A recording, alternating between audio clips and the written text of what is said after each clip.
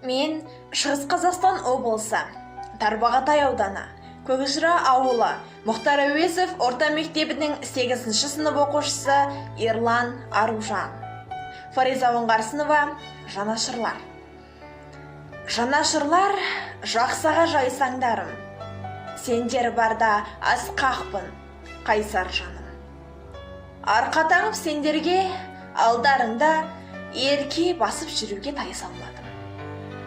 Сендер барда өкілеп мінгендеймін, жел ілеспес даланың ай саңлағым. Сендер бар деп еркінсіп бұлаңдаймын, жұрт шалқалап қарайтын шынардаймын. Сендер бар деп жасқанбай жер басамын, жанарымнан көшеді тұман қайғым. Сендердегі шалқыған шағаласын, шарықтатпай көгінде тұрармайдың.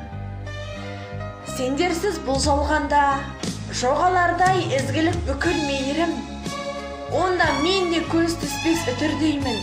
Сендер айтқан жалғызақ жақсы сөзден жамау жасқау көңілді бүтіндеймін. Ал сендерден сәл салқын қабақ көрсем, іштейін алып, өзімді түтіп жеймін. Мен әйтпесе көп болжың пенделердің өсек аяндарына түкірмеймін.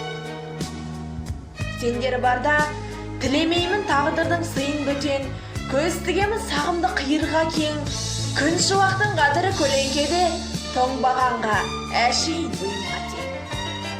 Пенделер бар күн үшін көл кірсіген, ондайлардың достығы тыйынға тең. Бұл өмірде жанашыр жақсыларсыз, жақсы болу адамға қиын екен.